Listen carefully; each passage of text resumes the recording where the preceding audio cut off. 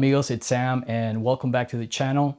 Today I want to share my long-term review of my beloved Leica SL2, a camera that's very special to me and one I consider to be the best alternative to the newer Leica M-EV1. The Leica SL2 was released in November of 2019 and was Leica's flagship mirrorless camera at the time. It uses the L-mount system, which gives you access to a wide range of lenses from manufacturers such as Sigma and Panasonic. Some notable specs: it features a 47 megapixel sensor with in-body image stabilization, IP54 weather sealing, dual SD card slots for redundancy, and a very streamlined customizable button layout. As for video, it can shoot up to 5K at 30 frames per second, record 10-bit 422 internally and externally in 4K, supports L-Log Gamma, ideal for color grading. It includes a full-size HDMI port, and best of all, it's fully compatible with all Leica M lenses via the M to L adapter. Despite the impressive specs on paper, I feel the camera didn't fully live up to its potential, mainly because it launched right before COVID. And I think the timing really hurt sales and overall public interest for obvious reasons. But that's not to say the camera doesn't have flaws, because as much as I love it and think it's close to perfect, there are definitely a few quirks and annoyances that I'll get to later in this video. But first, what made me switch over to the SL system? I've mentioned in other videos why I decided to move to Leica. Primarily, it was because of the size and weight, which is why the Leica M system is still my favorite camera of all time. However, the SL2 shares much of that same functionality, feel, and classic Leica ergonomics. This was also around the time I was slowly phasing out of my Canon system. I had already bought the Leica QP, which I've reviewed in the channel, but I wasn't fully invested in the M system yet, since I needed a hybrid camera that could handle both photo and video work. So at first, I was particularly drawn to the SL2 for its video specs. Even though photography is my main passion, I really wanted something future-proof, something that I could also use for my YouTube content. And the SL2 definitely seemed up to the task, though of course with a few caveats. So first, let's talk about what I love the SL2. The handling and functionality of this camera are just incredible. Aside from the Canon 1DX series, this is probably the best camera I've ever used. On the back, you get 3 function buttons. One is customizable and the other 2 are preset for menu and playback. I really love the power switch placement. It's perfectly positioned so you can't accidentally toggle it with your thumb when you're using the camera. All of the unmarked buttons can be customized by simply holding them down for a second. A menu pops up and you can assign them to whatever function you like. The top screen is handy for checking settings quickly without needing to look at the LCD. And my favorite feature, it's the thumb joystick. It lets you select your focus point, scroll, and even punch in zoom when you are using manual focus lenses. It's so intuitive and practical that every time I pick up another camera, I just feel lost without it. I also love how clean and minimalist the design is. Barely any markings other than the 3 main buttons and power switch on the back. It makes the camera feel uncluttered and distraction free. One small annoyance though, if you're using a lens without a manual aperture ring, you have to assign one of the 2 dials to control the aperture, shutter speed, or ISO depending on your mode. In manual mode, I usually set shutter speed to the top dial, aperture to the thumb dial, and press the thumb dial in just to adjust ISO for full manual control. Now, I think Leica addressed this in the SL3 by adding a second top dial to simplify things. That said, all of my lenses, except for my Panasonic 24-70 zoom, have aperture rings built in, so it's never been really a deal breaker for me. The viewfinder is also one of the best I've ever used. It's bright, clear, and has very minimal lag. I usually set mine to a black and white picture profile. It helps me avoid clipping highlights and makes focus peaking much easier to use when shooting with manual M lenses.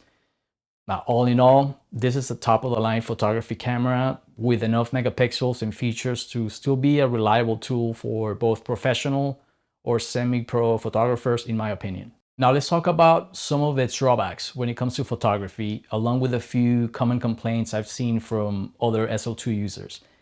The biggest issue is low light noise performance. In my experience, this camera performs best under ISO 800 for the most part. Yes, you can push it further, obviously, but once you hit around ISO 1600, you start to see fairly strong noise. Now, that's not to say the image becomes unusable, but compared to other cameras I've owned, once you start pushing your grade around that ISO threshold, the noise becomes very noticeable. Is this a deal breaker for my kind of photography? Not really, but I can definitely understand other people's frustrations with it. My take on the noise issue is that Leica was positioning this camera as a sort of medium format alternative, geared more towards studio photographers working with controlled lighting or landscape photographers who could benefit from natural light and tripod work, in my opinion. I mostly shoot outdoors, especially when I travel, and primarily during daytime. That gives me the luxury of keeping my ISO as low as possible. Combine that with fast lenses, and it's pretty easy to stay within low ISOs. And when you do, the results are incredible. I genuinely love the sensor in this camera. The images are super detailed, rich, and give you a lot of latitude to play with in post. My main issue with the SL2 really comes down to its video limitations. As I mentioned earlier, the camera offers plenty of video resolutions and codecs, but when you record internally using the higher All-I 4K codecs, the battery just drains out after just a few minutes of recording. Now, this has been a known issue for many years, and a lot of users have complained about it. The only workaround that I found is either recording externally using the Leica hand grip, which obviously adds extra bulk to the camera, not to mention the roughly $1,000 price tag before it was discontinued at that time. Now, I believe this issue was partially addressed a few years after released when Leica introduced a higher output battery that helped improve recording times. That said, I haven't tested it myself since I already own two of the original Leica SL2 batteries. Another major downside, if you're considering the SL2 as a dedicated video camera, is the lack of video display information when recording yourself.